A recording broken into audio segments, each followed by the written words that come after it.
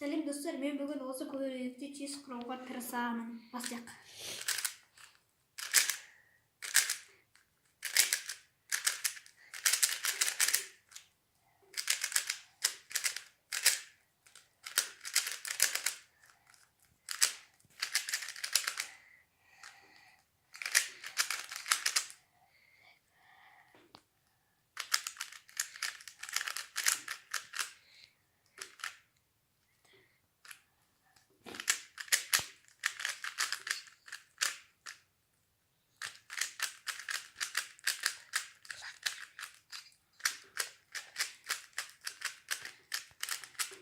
Болды.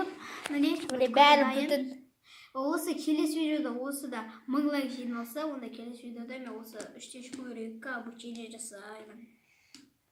Сосын төртті көрсетеміз. Иә, төртті көрсетеміз. Біздің үйде төртті бар, ол қазір залда. Желание болмай тұр, просто келуге.